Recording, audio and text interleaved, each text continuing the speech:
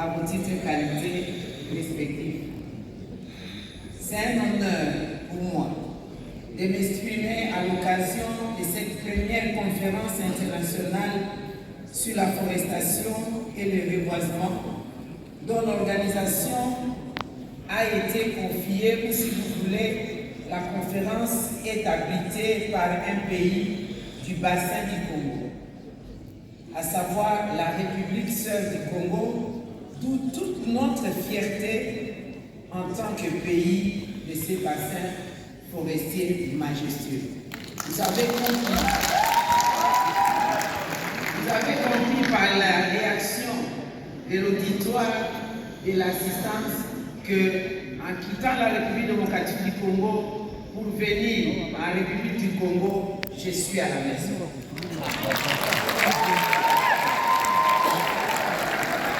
Pour ce faire, au nom du gouvernement de la République démocratique du Congo, je voudrais féliciter, saluer, remercier son Excellence, le président de la République, Denis Sassou Nguesso, pour son leadership qui n'est plus à démontrer.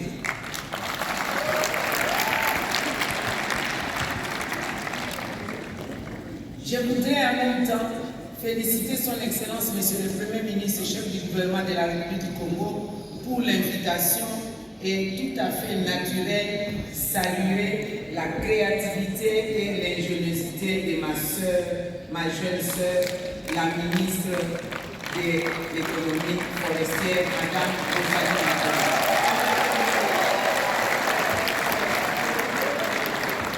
Nous ne pouvons pas manquer de remercier aussi les co-facilitateurs de cette conférence, nos partenaires techniques et au développement. Il s'agit notamment de l'Union africaine et du Forum des Nations Unies pour les forêts. Excellences, Mesdames et Messieurs, face aux défis du changement climatique, la République démocratique du Congo, au sein du bassin du Congo, réaffirme sa position des pays solutions face à la crise climatique.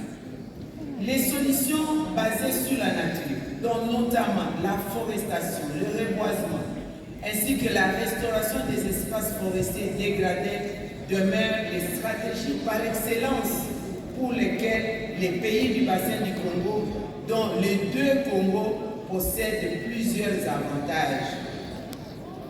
La République démocratique du Congo, quoique possédant plus de 60% du couvert forestier du bassin du Congo, n'a pas croisé les bras pour les initiatives allant dans le sens de protéger ses potentiels environnementaux. Raison pour laquelle les trois conventions de lutte contre le réchauffement climatique, ou alors la Convention pour la protection de la biodiversité et même la Convention de lutte contre la désertification, se basent tous sur la protection des forêts. Car les forêts ne constituent pas seulement, ne rendent pas seulement les services environnementaux que nous connaissons, les séquestrations de pollution, mais aussi les écosystèmes hydriques grâce à lesquels nous avons des pluies sur toute la partie de l'est de l'Afrique. Là, je parle des forêts du bassin. Cependant, la mise en œuvre et le financement de ces solutions sanitaires pour l'humanité dépasse les capacités de nos États. D'où la nécessité de renforcer les mécanismes de coopération internationale existants et, entre autres, mettre sur pied d'autres mécanismes selon les besoins. Brazzaville nous offre cette opportunité. Dans ce contexte, la République démocratique du Congo partage la vision de son Excellence, Monsieur le Président de la République, Denis Sassou Nguesso, Président de la République du Congo, je vous le dis, en ce qui concerne la décennie de la forestation et du reboisement. Et la RDC s'investit totalement dans la réalisation de ces objectifs fixés dans le cadre de la décennie mondiale de la restauration des écosystèmes, y compris les défis des bonnes qui nous imposent la restauration de 8 millions d'hectares jusqu'à 2030. Voilà pourquoi, mesdames et messieurs, distingués invités, dans ces assises, mon pays, la RDC, a partagé son expérience d'afforestation et de restauration du paysage forestier. N'eût été les difficultés de la régie, vous aurez vu une vidéo pour montrer des exemples combien importants et des expériences innombrables que nous avons fait dans le sens de la forestation et du reboisement, notamment le succès du programme présidentiel Jardin scolaire. Là, nous lançons l'éloge au président de la République démocratique du Congo, son Excellence Félix Antoine Tshisekedi, qui avait conçu la vision de planter 1 milliard d'arbres de 2019 à 2023 en vue de booster le défi des bonnes, qui est l'engagement de la RDC de reboiser 8 millions d'hectares. À cela s'ajoute d'innombrables expériences communautaires dont par exemple Mbabola écologique et l'expérience de Mampou ou de Moumontou où l'homme et la nature ont appris à vivre en parfaite harmonie. Au-delà de ces aspects, la forestation et la restauration, je vous ai parlé de Mampou. Mampou constitue un exemple de réussite, une expérience d'agroforesterie, une avancée incommensurable de lutte contre le réchauffement climatique qui a permis à l'homme, à la nature, aux arbres et aux cultures vivrières d'harmoniser.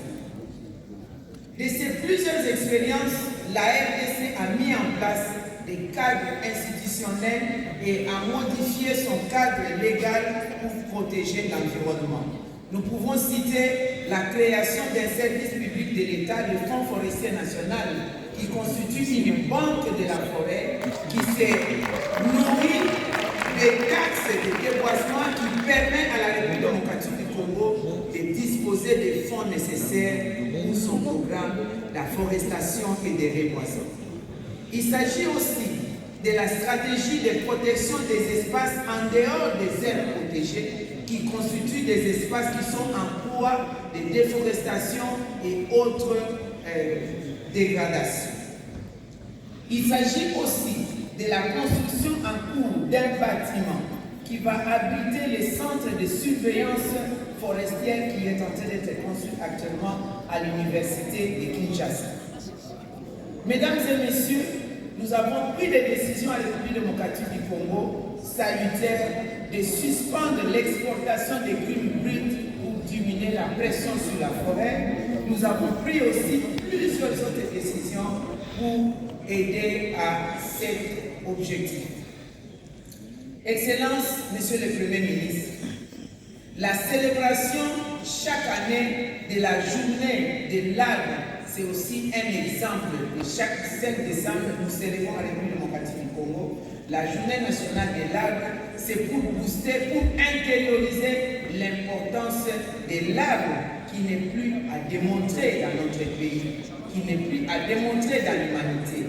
Car l'arbre nous reçoit à notre naissance, l'arbre nous accompagne dans notre vie et l'arbre nous accompagne jusqu'à notre dernier jour, en passant par les lits, les ustensiles de cuisine, notre transport à l'école, à l'éducation et jusqu'à notre cercueil. L'arbre est important. L'arbre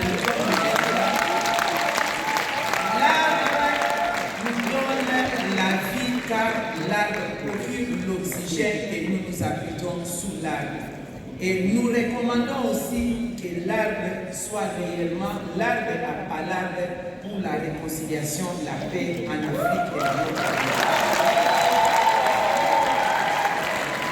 Excellences, Monsieur le Premier ministre, Mesdames et Messieurs, distingués invités en vos titres et qualités respectives, je ne saurais terminer mon mot sans rappeler la nécessité liée à la forestation et au reboisement avec l'épineuse question des conflits entre les États.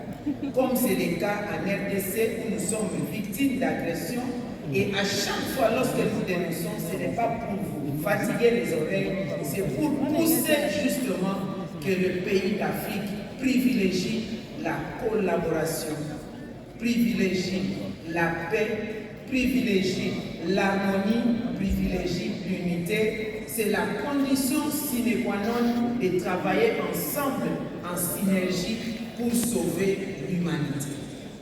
Les objectifs de cette conférence, mesdames et messieurs, seront atteints que si nos États s'accordent de vivre sincèrement, sans hypocrisie, dans la paix et dans la concorde. C'est sur ces mots d'espoir dans le futur positif que je souhaite plein succès à la première conférence internationale sur la forestation et le reboisement, tout en sollicitant d'abriter la deuxième conférence internationale en République démocratique du Congo.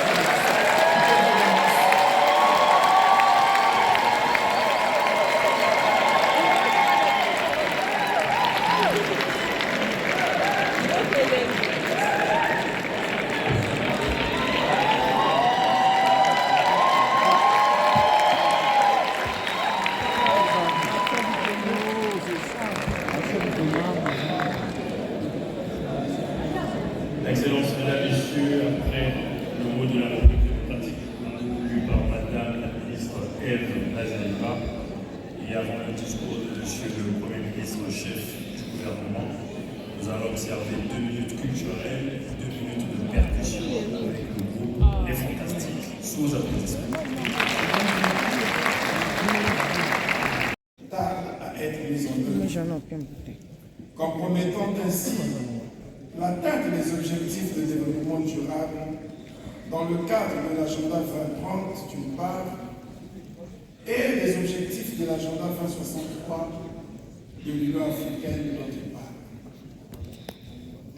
Dès lors, le niveau d'engagement collectif pour la préservation des forêts, notamment des forêts tropicales, réputées poumons de l'humanité, devrait se renforcer pour contrer les effets du changement climatique, lesquels se traduisent par des températures élevées, des vagues de chaleur, des précipitations extrêmes, de fortes inondations, l'allongement des périodes de sécheresse, la fente de la cryosphère, le changement de comportement de nombreuses espèces, les glissements de terrain et bien d'autres catastrophes.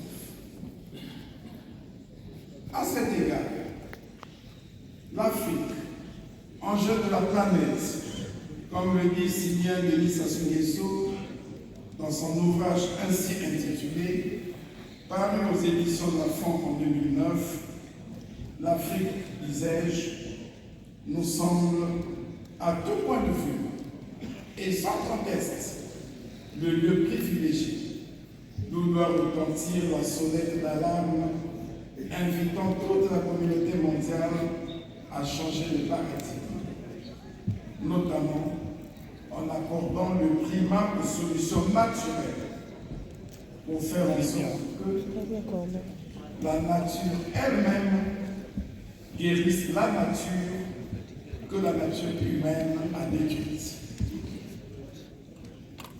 C'est tout le sens à Addis Abeba, en Éthiopie.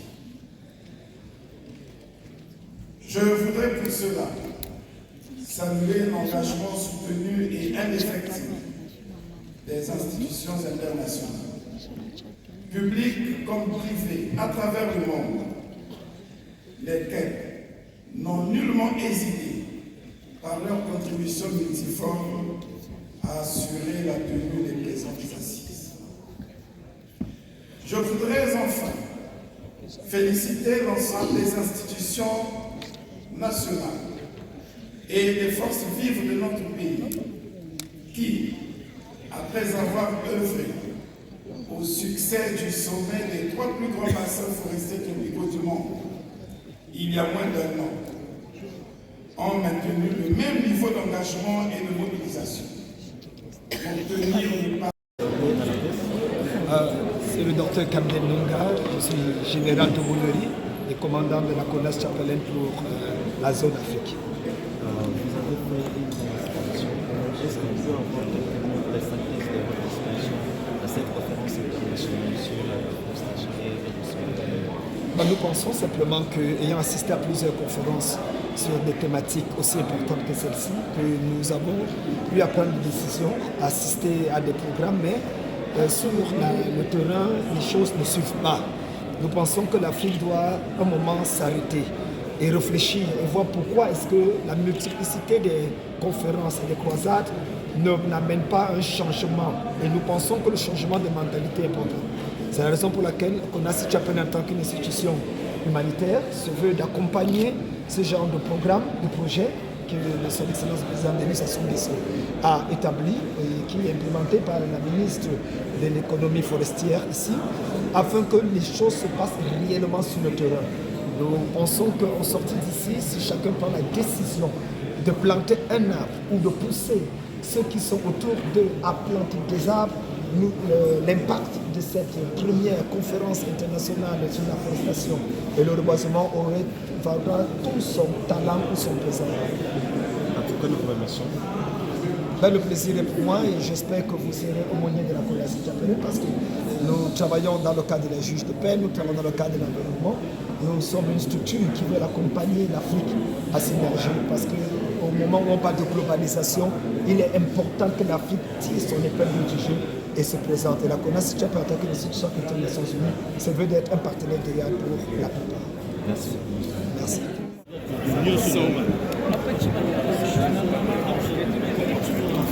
Tu le connais très bien.